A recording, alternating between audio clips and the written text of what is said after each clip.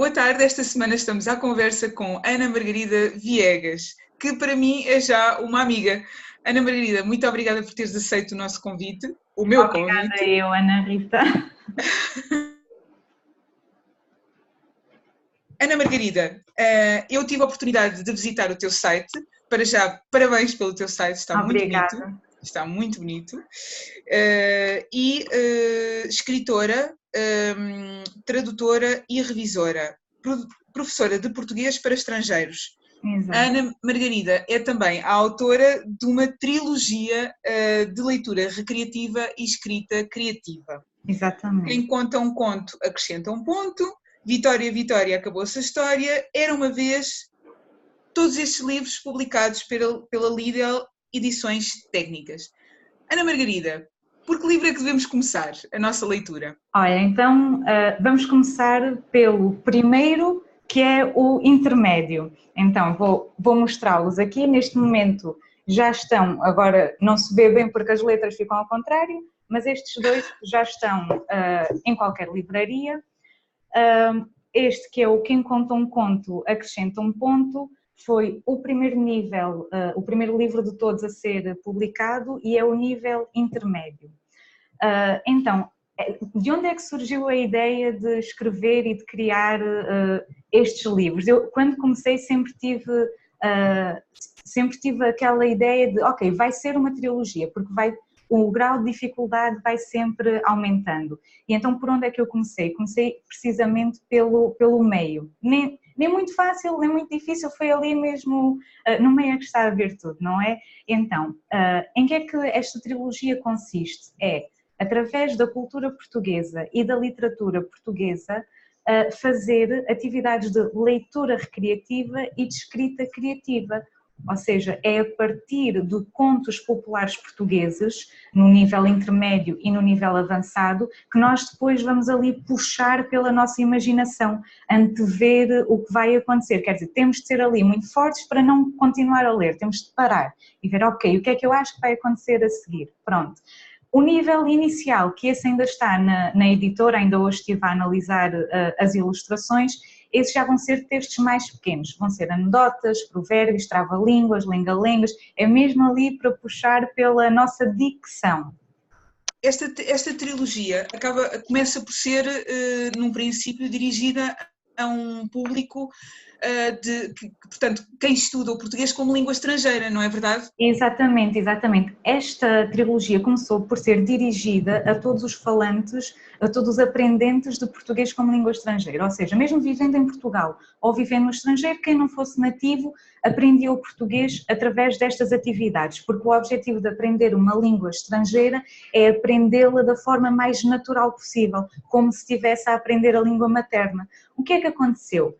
Estes livros tiveram uma aceitação tão boa que extravasaram o âmbito do português como língua estrangeira, porque qualquer pessoa pode fazer estas atividades, porque não incidem na gramática, não incidem em nada específico, é mesmo a partir de um texto da literatura portuguesa puxar pela nossa imaginação, desenvolver a nossa criatividade. Por isso, hoje em dia, tanto falantes de português nativos como estrangeiros usam os livros, podendo sempre aumentar o grau de dificuldade. Ana Margarida, isso leva-nos à nossa próxima questão, à qual já parcialmente respondeste. Nascemos criativos ou podemos fazer-nos criativos? Como é que se estimula a criatividade? Os teus livros ajudam nisso? Sim, em primeiro lugar eu acho que todos nascemos criativos. O que é que acontece? A pouco e pouco a nossa criatividade vai deixando de ser estimulada, principalmente nas escolas. Nós vemos que no jardim de infância nós fazemos muitas manualidades, fazemos muitas coisas criativas e depois a partir, sei lá, do quinto ano, as artes e todo o tipo de criatividade vai ficando cada vez mais, vai tendo um papel cada vez mais secundário e quando damos por nós já não escrevemos, já não nos dedicamos à criatividade, já não puxamos pela nossa imaginação, quer dizer, já estamos ali, já somos massificados, já somos iguais a todos os outros. Qual é a minha solução? É nós nunca deixarmos de puxar pela nossa criatividade, temos de estar sempre a treinar a criatividade, sempre a puxar pela imaginação. Qual é a vantagem destas oficinas? É que uma vez por semana, uma vez por mês é suficiente. Uma pessoa lê um texto, quer dizer, lê de forma criativa e depois também escreve de forma criativa, porque eu acho que a leitura tem de andar sempre de mão dada com a escrita. Portanto, enquanto lermos, enquanto estamos a ler, temos de fazer por gosto e fazer assim, pronto, quer dizer, não sermos tão passivos, entrar na história. E depois, quando estamos a escrever, puxar mesmo por todo o nosso conhecimento e fazer a coisa mais engraçada possível, a coisa mais criativa possível. Olha, é mesmo isso, treinar a criatividade. Ana Margarida, uma pergunta. Para ti, qual é o papel da criatividade na nossa vida? Qual é a importância de sermos criativos?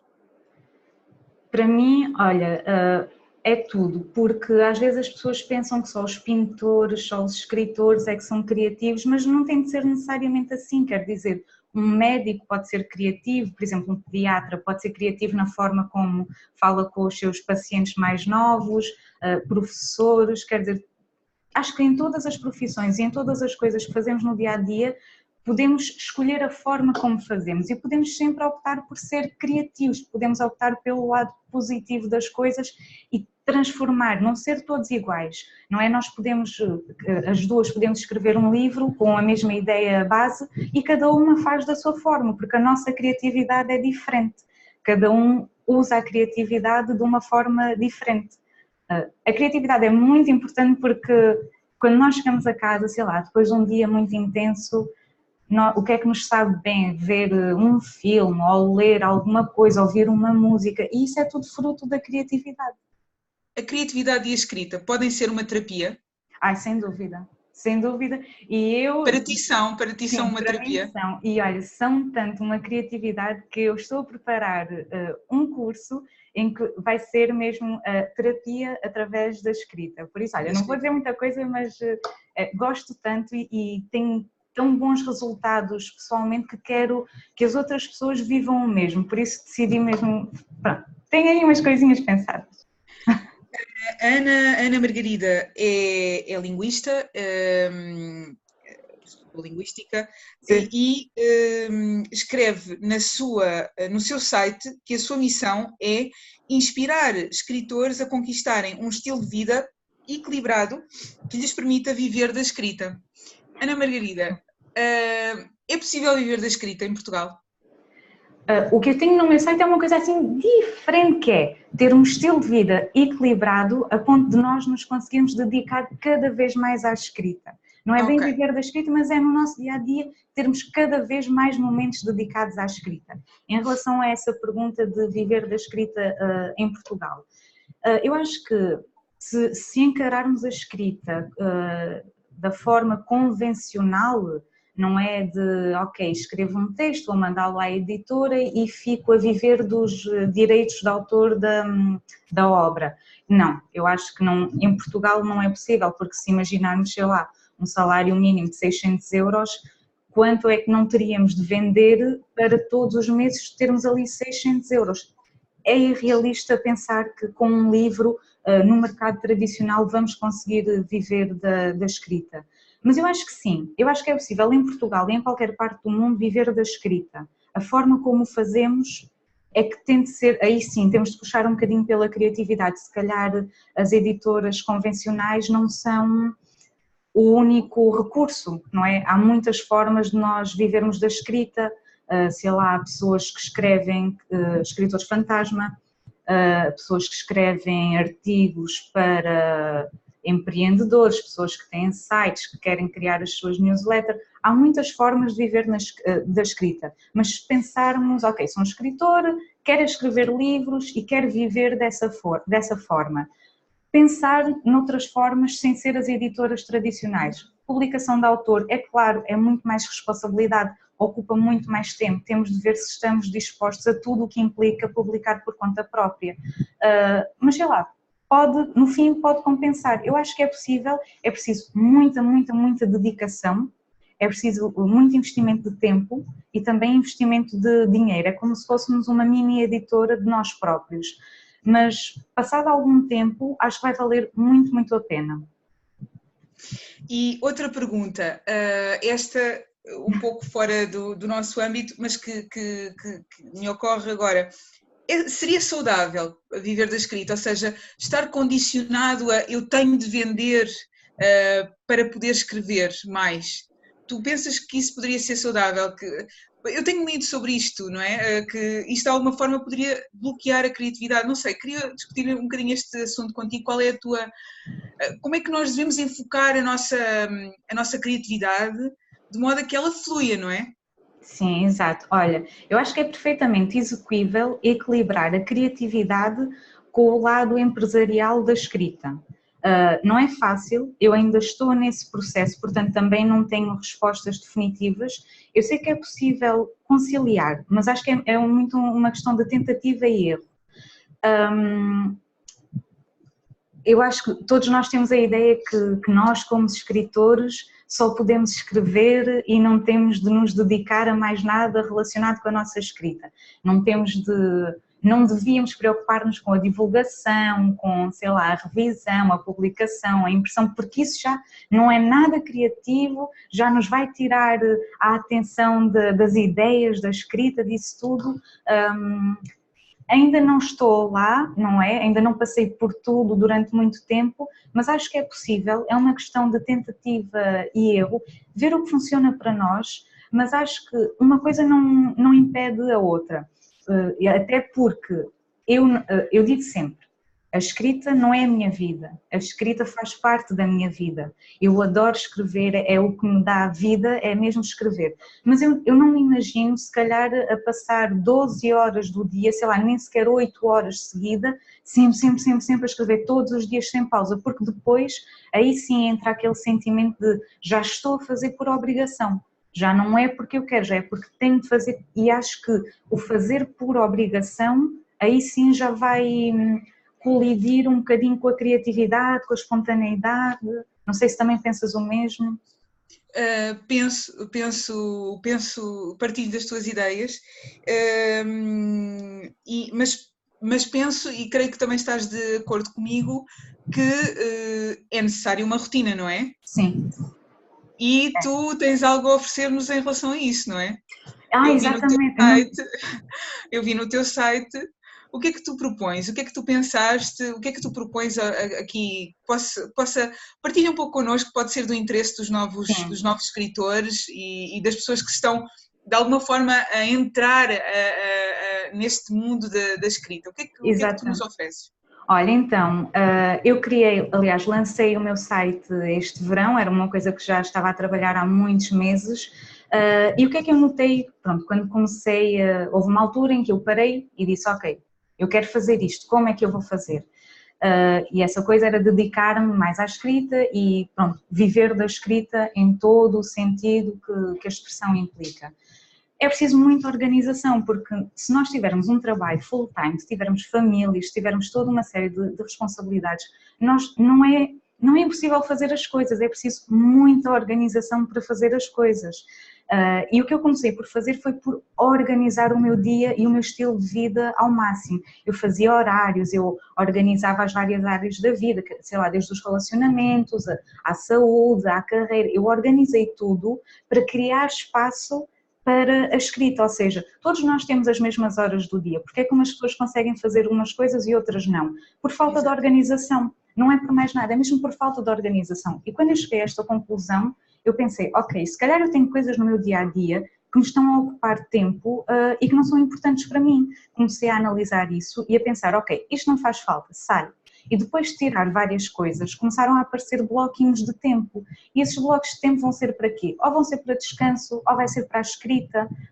Tudo tempo de qualidade para ti, não é? Exatamente, é isso mesmo. E quando nós conseguimos organizar a nossa vida ao ponto de ter um estilo de vida equilibrado, já conseguimos fazer o que mais gostamos. E no nosso caso é a escrita. E então o que eu fiz quando criei o meu site foi disponibilizar um curso gratuito, é mesmo gratuito, qualquer pessoa que quiser basta subscrever a newsletter e tem imediatamente acesso ao curso. O curso tem duração de 1 mês e o curso chama-se Como Implementar uma Rotina de Escrita. E então em que é que consiste? Basicamente é organizarmos a nossa vida de forma a conseguirmos manter uma rotina de escrita. porque é muito fácil começar, mas o manter é que é difícil. E como é que nós mantemos? Quando nós criamos o espaço para a escrita e quando somos fiéis a esse espaço. Portanto, olha, obrigada por teres lembrado. Eu convido todos os nossos escritores a passarem por lá e a verem se o curso é alguma coisa que lhes interessa. Eu acho que vão adorar, eu adorei criá-lo. Também estou a pensar aumentá-lo com outras ideias. Eu estou sempre cheia de ideias, tenho que estar sempre a apontar tudo para não... Eu também. E é complicado depois a gestão do tempo, portanto acho que o teu curso é extremamente interessante porque os recursos mais importantes que nós temos, um deles definitivamente é o tempo, não é? Que não dá para tudo. Que não dá para tudo. Ana Margarida, recordas ainda o dia em que terminaste a tua trilogia? Ai, recordo. Eu sou algarvia, estava em Lisboa, estava a viver em Lisboa. Eu recordo perfeitamente o dia. Quando é que isso foi? Foi em janeiro de 2018. Não foi nada, foi em maio de 2018. Porquê? Porque em janeiro terminei uma parte, depois foi revisões, não é? E finalmente foi mesmo maio de 2018. Eu lembro-me, o meu namorado estava a chegar do trabalho e ele perguntou, estava eu a escrever e depois ele telefonou-me e eu não queria deixar de atender, mas não queria deixar de escrever. E disse, o que é que queres, o que é que queres? Se queres ir jantar comigo. Eu, não posso. Então, estás a escrever? Eu estou. E ele, pronto, já sabe quando eu estou a escrever. Não? Então, depois ele chegou a casa, fez a vida dele, passou uma hora de eu estar ali a escrever. Eu escrevi, terminei tudo, fiz todas as revisões, pronto para seguir para a editora, que é quando eu considero que a minha parte está feita. E depois, sei lá, eram 9h30 da noite, eu fui para a sala a correr a dizer terminei, eu já terminei todos, não estás a acreditar, depois destes anos todos, eu já terminei tudo, vai seguir para a editora e já fica pronto. Olha, e a nossa celebração foi às 9h30 da noite de um dia de semana, ir jantar fora e, olha, não sei, foi um sentimento de felicidade, de realização, porque é preciso muita disciplina para terminar uma coisa. As pessoas não sabem o trabalho que está por trás de um livro, pois não? Eu acho que não. Eu acho que só nós escritores é que temos verdadeira noção do que implica e é muito bom nós termos um sistema de apoio, termos pessoas próximas de nós, seja os nossos pais, os nossos namorados, os nossos filhos, seja quem for, que não desvalorizem o que fazemos. Isso nunca, não vai dar para nada, quem é que quer isso? Não precisamos de pessoas dessas na nossa vida, porque nós já somos o nosso maior crítico, nós já vamos dizer, que porcaria que eu estou a escrever, não é? Nós precisamos de pessoas Exatamente. Olha, força, é mesmo isso, vais ter sucesso, por isso, olha, é o nosso sentimento de realização conjugado com o sentimento de felicidade de quem nos acompanha.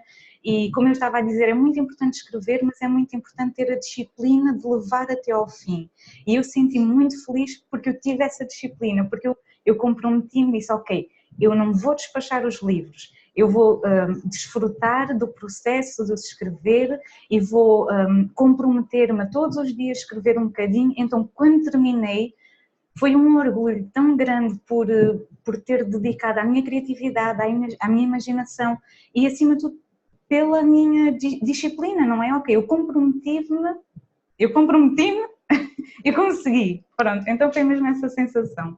Exatamente. Ana Margarida, agora vou partilhar contigo uma parte que para mim foi extremamente complicada, que foi a revisão do texto. Eu acho que para qualquer autor é extremamente complicado rever o seu próprio texto, porque para nós, ou está muito bom, há dias em que está muito, muito bom e há outros dias em que aquilo não presta para nada, isto para começar.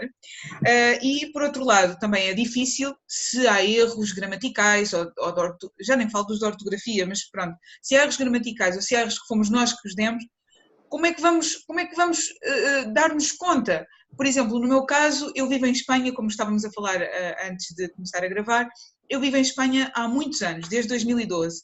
Há coisas que eu já não sei falar o português correto, portanto já me sei alguns estrangeirismos. E para mim foi muito difícil a parte da revisão. Eu queria que tu falasses um bocadinho do teu serviço como revisora do texto. O que é que tu propões? A revisão que tu fazes é só gramatical, ortográfica? Tu também vês o conteúdo? Como é que tu apresentas este serviço que eu acho que é de tanto valor para os escritores? Olha, eu acho que é muito importante nós termos sempre outra pessoa, outro par de olhos a reler, a rever o que nós escrevemos, porque nós estamos tão próximos do que escrevemos que já nem conseguimos perceber o que é que lá está, já nem, como tu disseste, umas vezes é ótimo, outras vezes é uma porcaria, e depois de tanto olharmos, já nem vemos a gralha que está sempre ali, para nós é tão familiar que já nem é uma gralha, quer dizer, mas outra pessoa vai ver e consegue identificar, então é muito importante nós darmos a outra pessoa para fazer esta revisão. Se nós não tivermos capacidades financeiras de dar a um profissional, pelo menos dar a alguém que tenha conhecimentos do português. Pronto, não é dar a uma pessoa qualquer, eu acho que é importante dar, ok, aquele meu amigo era mesmo bom em português e fazia textos mesmo bons, não tem condições, olha, pelo menos vou-lhe dar a ele, pago-lhe um café, pago-lhe alguma coisa, ele dá ali uma vista de olhos e pronto, pelo menos tem aquele descargo de consciência que passou por ali. Se nós conseguirmos investir, melhor, porque temos a certeza que vai ser um profissional a dar uma vista de olhos ao que escrevemos, a fazer uma revisão profunda do que escrevemos e aí sabemos que, ok, eu dei tudo de mim, o que tinha a dar ao texto, agora vou delegar nas mãos de quem sabe para essa pessoa dar tudo de si, toda a sua competência ao texto. Os serviços que eu disponibilizo no meu site são, no caso da revisão, é de dois tipos, o que eu chamo a primeira fase e a segunda fase, o nível macro e o nível micro. Então, o nível macro é ao nível do conteúdo, quer dizer, assim em termos muito gerais, se a história faz sentido, se as personagens, se está tudo coerente, se... Isso é fantástico, porque há editoras que nem sequer oferecem esse serviço, portanto, Pois. isso é fantástico, é uma oferta diferenciada e que eu acho que não é fácil encontrar. Não, Desculpa obrigada. ter interrompido, Não, mas não. continua. Exatamente, eu acho que é uma coisa muito importante, eu acho que começa tudo pela história. A história está boa, seguimos à frente, não está, é preciso melhorar, quais são os pontos fortes, quais são os pontos fracos, o que é que se melhora, as personagens, o espaço, o tempo, tudo, ver ali a coerência de tudo e se estiver bom, segue-se para a segunda fase, se não, é a altura ideal para, sei lá, reescrever, adaptar ali certas fases, pronto. Passando para a segunda fase, que para mim é um género de final, é a revisão linguística, a revisão gramatical, pronto, ver o estilo, ver tudo o que tem a ver com a gramática, o português, como eu costumo dizer assim, quando os meus amigos que não estão familiarizados me perguntam, pronto, a fase 2, a revisão micro é ali o português. Ter certeza que o português está muito certo. Por exemplo, eu não sou capaz de ler um livro, por muito bom conteúdo que tenha, e se tiver um português péssimo, a minha mente não se abstrai do português. Espera um bocadinho a vista. Eu fico ali bloqueada, eu chego a ficar parada, a não conseguir avançar em livros, porque eu fico bloqueada ali no português. E às vezes numa vírgula, ou num H que falta, ou num... Exatamente. Sim, e depois a minha veia de tradutora também começa ali a pensar, não é assim, depois começa a pensar, isto não é assim porque devia ser assim, então a minha mente nem sequer avança, mas conheço outras pessoas que o português é completamente irrelevante e abstraem-se do português e vão diretamente para o conteúdo, mas eu acho que nós, como escritores, temos de almejar sempre por uma qualidade de excelência, quer dizer, nós temos de mostrar o nosso melhor aos nossos leitores, não é só dar-lhes o suficiente, porque muita coisa suficiente já há por aí. Nós queremos dar-lhes o melhor e para isso temos de investir. E não tem de ser só com dinheiro. Nós temos de fazer o equilíbrio entre o tempo ou o dinheiro. Ou perdemos muito tempo e fazemos isto tudo nós, ou então delegamos certas partes que achamos que valem a pena e investimos dinheiro nesses casos. Mas eu acho que é muito importante haver uma primeira revisão do conteúdo e depois haver uma revisão final do português. Pronto. Sem dúvida, sem dúvida. E vou-te fazer outra pergunta que se calhar vem um bocadinho ainda na linha da criatividade, voltando um bocadinho atrás, mas que para mim é importante, porque pronto, não sei se já viste, mas a criação deste grupo foi uma excelente desculpa para conhecer uma data de pessoas interessantes, com os mesmos gostos que eu, para partilhar, enfim, um gosto comum. Então, eu neste momento estou a escrever o meu segundo e o meu terceiro projetos, livros, e num deles estou com um bloqueio criativo. Que conselho é que tu me deixas? Ok, estás com um bloqueio criativo. Estou com um bloqueio criativo, não sei como é que é de avançar agora. Olha, eu escrevi o meu primeiro livro aos 15 anos. Foi no verão, foi do 9º para o 10º. Então, chegou ali uma altura em que eu não estava satisfeita com a história e o que é que eu fiz? Em vez de continuar, parei, não é? Fiquei ali umas semanas, veio a família, veio tudo, todo lado, fomos para a praia, não sei o quê, mas eu depois comecei a pensar, não pode ser, não posso parar, não posso, eu tenho é de continuar. Então, é aí que vem a disciplina, estás a perceber? Então, qual é o meu conselho? Eu não sei qual é a natureza do bloqueio criativo, mas há uma frase que é em inglês, eu nem sei bem como a traduzir porque essa palavra não há bem em português, mas a frase é a seguinte: You can't edit a blank page, ou seja, não é possível rever uma página em branco. O conselho que eu te dou é escreve tudo o que te vem à cabeça naquele momento, por mais parvo que seja. Num momento pode ser parvo, mas passado umas semanas, quando fores rever, pode fazer todo o sentido, estás a perceber? E tu podes sempre melhorar. Tu não podes melhorar o que não está lá, mas se tu te decidires, olha, Ana Rita, tu não sejas parva, tu senta-te à secretária, tu continua a escrever, experimenta, escreve...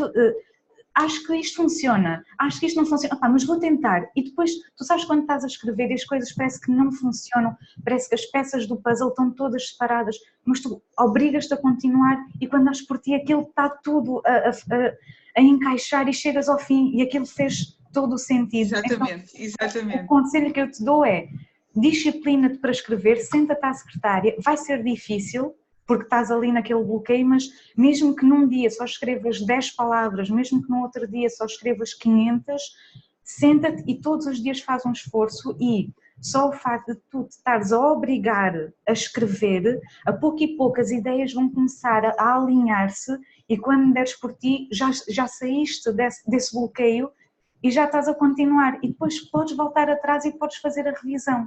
É não parar, é continuar e melhorar depois. Ok, acho que é um excelente conselho e pronto, o nosso grupo também está para ajudar e eu agradeço. Aconselhem a Ana Rita. Obrigada Ana Margarida. Ia-te dizer que, por fim, que estes livros que tu desenhaste e que por fim saíram editados têm uma temática que para mim me interessa muito e que eu gosto bastante, que é escrever sobre a escrita criativa, sobre a própria escrita, sobre o próprio ofício da escrita. Eu acho que eu já li muitos livros sobre isso. Estou-me a lembrar, por exemplo, um livro de uma autora muito conhecida aqui, mas que eu acabei por descobrir em Portugal, que é Rosa Montero, que tem um livro que é La Louca de la Casa, e a La Louca de la Casa é a imaginação, é a louca da casa, e ela fala sobre o ofício de escrever. O livro está traduzido em português, e li também outro livro que gostei muito, pela frescura do próprio livro, que é da Elizabeth Gilbert, o Big Magic, que também fala sobre escrita criativa e sobre o ofício de criar e de escrever. Algum livro que estejas agora a ler e que nos recomendes, ou algum livro sobre escrita criativa que queiras recomendar à parte dos teus, claro? Sim, deixa-me pensar. Eu tenho de fazer uma ressalva. Houve uma altura em que eu estava a bloquear na escrita e o que é que eu decidi fazer? Ok, vou ler livros de escrita criativa. Então comecei a ler e aquilo tinham ali muitos conselhos. E o que é que no meu caso, o que é que me aconteceu? É que eu bloqueei, porque eu comecei a ver tantos conselhos, tantas coisas diferentes, eu a tentar fazer, não sei, eu de tanto querer fazer o que me estavam a dizer ou de tanto investigar a escrita criativa, deixei de escrever. Então também temos de fazer aqui um bocadinho o equilíbrio de, se calhar nós também já temos muito conhecimento, não precisamos de ir buscar tanto conhecimento. Estava a pensar livros... Estou de acordo contigo, Às vezes eu penso que encontrarmos a nossa própria voz, não é? E às vezes há uma tendência que acaba por não ser, como é que eu ia dizer, propositado, não é? Mas acabamos por nos comparar e para que é que eu vou fazer isto se já há tanta coisa? Ou... Não, nós temos a nossa própria voz e é como tu dizes, nós podemos as duas escrever o mesmo livro, mas de certeza que vão ser histórias diferentes e contadas de formas muito diferentes e desde pontos de vista e sensibilidades muito diferentes, não é? Sim, sim, sem dúvida. Olha, estava-me a lembrar aqui de uns livros que nessa altura e outros que eu fui adquirindo, e mesmo quando foi o meu mestrado, também foi de leitura recreativa e escrita criativa, por isso investiguei algumas coisas. Em Portugal, livros de escrita criativa, os mais equilibrados que eu encontrei foram os de Pedro Senalino. Penso que tem dois, publicados pela Eu Forte conheço, eu Editora. conheço, eu tenho um, sim, sim. E eu gostei muito dos livros dele. Também tenho livros de outros dois autores, mas nesse caso acho que já é mais só exposição teórica. Acho que não tem tanta prática e acho que os livros de Pedro Senalino valem por isso. Valem, ok, tem ali a exposição teórica, mas depois tem ali a prática. Não é só uma coisa muito passiva, não. Nós estamos ali a pôr as mãos na massa. Por isso, depois, se calhar, debaixo do nosso vídeo, eu ponho lá os links para Ok, quem tiver ok. interesse de ver os livros dele. Ok, ok. Muito obrigada. Algum livro que estejas a ler agora, que tenhas agora na Sim, cabeceira? O que é que. Sempre, não é?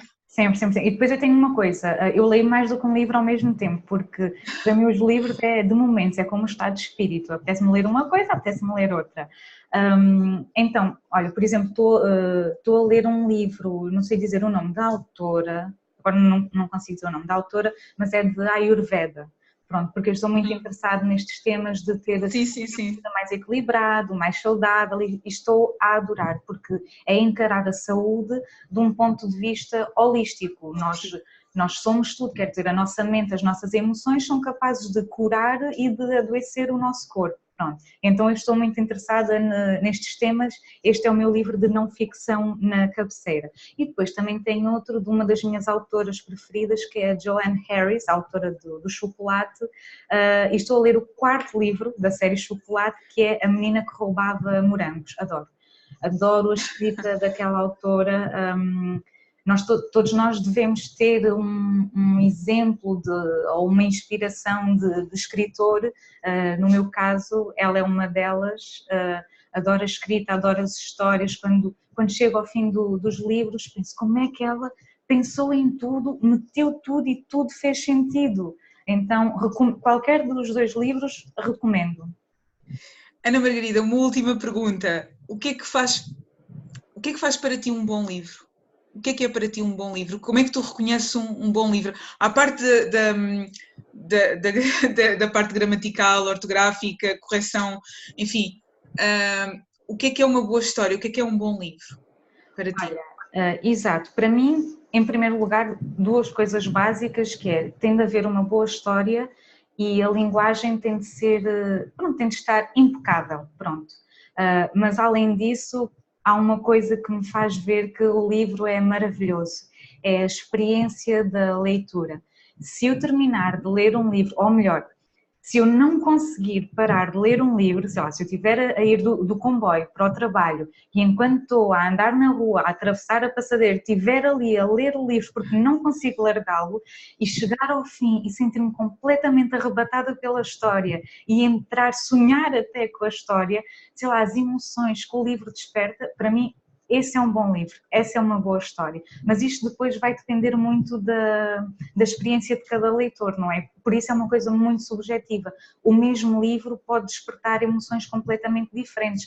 Uma vez li uma coisa que é, quando vocês tiverem dúvidas sobre a qualidade dos vossos livros, vão ver as críticas, por exemplo, na Amazon, as críticas de 1 estrela aos vossos livros, que é as críticas mais baixas. Então Sim, eu sim, fui sim. ver um dos livros desta autora, da Joanne Harris, que era o Cheque ao Rei, que eu tinha adorado aquele livro, e eu vi ali tantas críticas que eu pensei, mas como é que é possível? E depois dei o livro a ler ao meu pai e ele também não teve a mesma experiência que eu, mas como é que é possível? Por isso lá está, para eles aquele livro foi... Eles não viram tudo o que eu vi naquele livro, e livros que eles adoram, para mim, por isso acho que depende muito de É muito cada... subjetivo, não é? Sim, acho que é muito subjetivo, mas no geral acho que é o que a pessoa sente enquanto está a ler aquela história. Ana Margarida, outra pergunta. Ainda há literatura para mulheres? Ainda há literatura para mulheres de géneros? Como é que tu, Sim, como é sim, que tu não, vês esta questão? no sentido... Normalmente o que eu vejo, isto é uma observação empírica, o que eu vejo é que a leitura ou os livros escritos por mulheres atraem mais o público feminino, não é? O que é que acontece? Os homens não têm interesse naquilo que nós escrevemos, há igualdade de aceitação em relação às publicações literárias. O que é que na tua opinião acontece?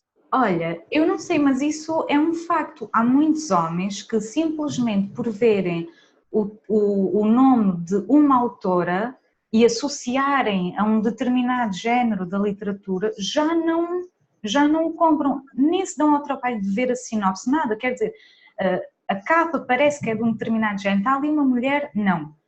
Então, isto é uma questão de educar o público. Por outro lado, há escritores homens que, como é que tentam agradar os dois públicos? Escrevem sob pseudónimos. Por exemplo, imagina, um autor inglês, Mark Dawson, ele escreve policiais com o seu próprio nome, se não me engano, com um protagonista homem, e escreve com um pseudónimo, com uma protagonista mulher, para agradar a diferentes públicos. Por isso eu acho que isto é uma questão de, sei lá, nós à partida já fazemos interpretações do que vamos ler e não experimentamos, não arriscamos. Acho que já temos preconceitos em relação às coisas, mas acho que os escritores já são inteligentes e tentam dar ali a volta.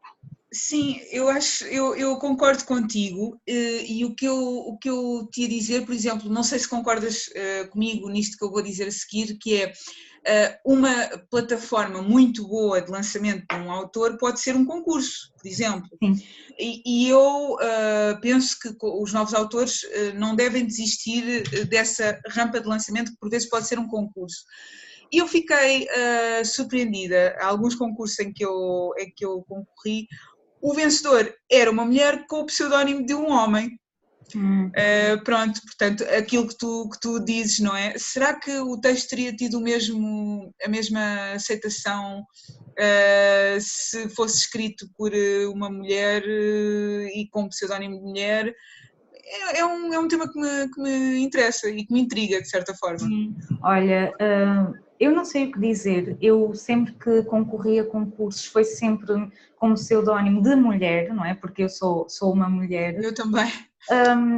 Eu não sei até que ponto, porque assim, depois depende do júri, sei lá, os júris são só homens, será que eles vão ter aquela coisa de à partida, é uma mulher, é a história, eu não sei, depende muito do que a pessoa vai pensar e nós não podemos controlar o que os outros vão pensar, nós, sei lá, não podemos fazer o que achamos, quer dizer, em função do que achamos que os outros vão pensar, não é? Também não podemos generalizar, não é? Porque se calhar antigamente isto via-se mais, não é? Sim, mas acho que ainda se continua a ver. São barreiras que vamos... Tu própria notaste isso, a J.K. Rowling, quando escreveu os livros, não queriam que ela tivesse lá o nome Joana, não era? Que era para não mostrar que era uma mulher. Muitos autores ingleses e americanos não põem o nome próprio, põem só as iniciais e põem o apelido. Em Portugal eu acho que isso não acontece tanto. Por exemplo, quando vemos literatura infantil-juvenil, já se vê ali mesmo o nome das autoras, não é? Não tem de ser... Mas depois também temos séries de muito sucesso que os autores são homens. Não sei, se calhar os rapazes...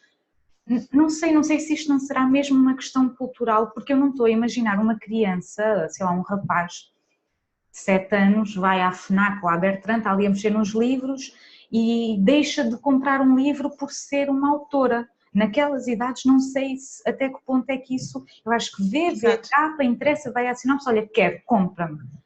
Não sei se isto depois é uma coisa cultural de separar a mulher para o feminino e o homem para os crimes, para os policiais, até porque eu adoro escrever policiais e ler policiais. Eu tenho a minha biblioteca cheia de policiais e comprei agora, tenho a coleção inteira do Sherlock Holmes e comprei agora os contos do... Por falar em biblioteca, o que é que... Desculpa interromper-te, não sei se querias dizer mais alguma coisa e se eu te interrompi. Por falar em biblioteca, ia-te perguntar o que é que tu fazes com os livros que já leste, porque agora estamos na era do minimalismo, não é? Há minimalismo também nos livros. Sim. O que é que tu fazes aos livros que já leste? Tende a haver minimalismo nos livros porque se nós lermos muito, nós não temos um espaço infinito onde guardar os Exato. livros. E até porque uma das coisas que eu comecei a fazer quando decidi mudar a minha vida foi simplificar, porque eu só tenho de ficar com o que faz sentido para mim, eu não tenho de acumular. E uma destas coisas foi limpar o escritório todo dos meus pais, que é onde estão as coisas todas da escola, livros, a papelada toda, e limpar, porque eu como andei sempre a mudar de casa, depois as coisas têm de ir para algum lado. Portanto, então decidi-me, não, eu vou arrumar o escritório todo e vou ver o que é que faz sentido manter e não faz sentido manter. Então o que eu fiz foi tirar tudo para fora, e depois livros, por exemplo, que eram dos meus pais e que eu achei que não fariam sentido para mim, não é? Porque eu é que irei ficar com eles, pus de parte e falei com os meus pais e disse, olha, estão aqui estes livros, vocês querem ficar com eles ou não faz falta? Pronto, não fizeram falta, então o que é que nós decidimos? Doar uma biblioteca. Porque nós podíamos pôr à venda no OLX, eu tenho livros que tenho à venda, mas aquele tipo de livros não fazia sentido e depois também não ia passar o resto da vida a ter livros no OLX quando eu podia simplesmente Eu juntá-los pensei exatamente a mesma coisa. e doar uma Eu doei biblioteca. 22 livros à biblioteca Pois. a semana passada. A semana passada doei aqui livros em português e em espanhol à biblioteca, porque então, temos infinitos à venda, porque aquilo que te interessa a ti não tem necessariamente de interessar a outras pessoas, muito menos livros em português. Aqui em Espanha também, embora haja um pouco a tendência de aprender o português agora, mas acabei por fazer a mesma coisa, portanto tenho um pensamento um pouco alinhado. Nós não temos de ficar com livros só porque sim. De certeza que todos nós temos livros em casa que lemos e que não fizeram sentido para nós. Quer dizer, foi aquela leitura. Então, se foi uma leitura para nós, Exato. se calhar não precisamos ficar com eles, podemos ou vendê-los, ou doar a uma biblioteca, ou oferecer a amigos, ou fazer troca com amigos. Não precisamos de ficar com o que não faz sentido para nós, não precisamos de acumular tralha, pronto. Tudo bem que são livros, depois mas... também, o que eu penso é também, na minha casa quem lê sobretudo sou eu, e quantas vezes é que tu lês um livro 2 vezes? Exato. Só se realmente gostares mesmo muito do livro, porque normalmente isso Sim, não acontece, não é? exatamente. Isso não acontece.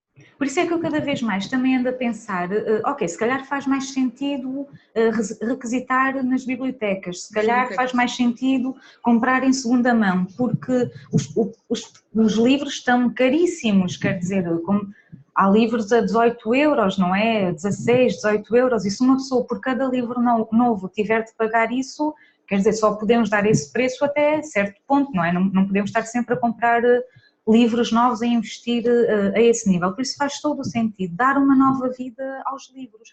Os que não precisamos, doamos, oferecemos, trocamos com amigos, que é para depois termos possibilidade de ter novos livros, novas experiências de leitura. Muito bem, Ana Margarida, foi um prazer este bocadinho contigo. Gostei muito de conhecer a tua experiência como leitora, como escritora.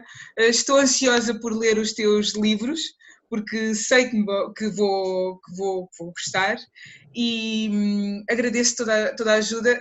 Para quem não sabe, a Ana Margarida ajudou-me para que eu conseguisse gravar aqui a videoconferência ao mesmo tempo que estamos a transmitir e a ver-nos às duas, portanto, se isto é possível também é graças à Ana Margarida. Obrigada. E pronto, obrigada. Temos o nosso cantinho e estamos em contacto então. Sempre, olha, qualquer coisa que os nossos escritores tenham dúvidas, podem falar comigo, podem falar connosco, tudo o que eu puder ajudar, estou disponível. Sabes, eu penso que te vão agradecer muito, porque eu tenho a ideia, não sei se tens a mesma ideia, que os escritores são pessoas solitárias, têm em conta que muitas vezes são pessoas que preferem estar à frente de uma folha em branco do que ir conviver, não é? Portanto, às vezes, na nossa experiência de escrita, eu falo por mim, sentimos também sozinhos, não é? E este grupo mostra-nos que não estamos sozinhos, que há uma comunidade, há muita gente que é igual a nós, que gosta de escrever, que gosta de ler e com quem podemos talvez crescer um pouco mais. Sem dúvida, eu quando estou a escrever, eu não quero ouvir a respiração de ninguém, eu quero estar sozinha, abandonada no meu canto, ser um mínimo barulho, porque quero estar mesmo concentrada. Mas depois sinto falta de conversar com pessoas que tenham os mesmos interesses que eu, porque quer dizer, ninguém na minha família é escritor, gosta de escrever, ou percebe os meandros dos meus stresses e está tudo bem, depois está tudo mal. Não, e é bom a comunidade que nós estamos a criar, é muito bom porque partilhar os momentos bons, partilhar os momentos menos bons, nós sabemos o que implica escrever uma história, estamos super contentes como estamos super desanimados com o que escrevemos e uma palavra de incentivo do outro lado é sempre bem-vinda, é tudo o que nós precisamos para voltar à escrita e voltar a ficar tudo bem. Eu acho que sim, Ana Margarida.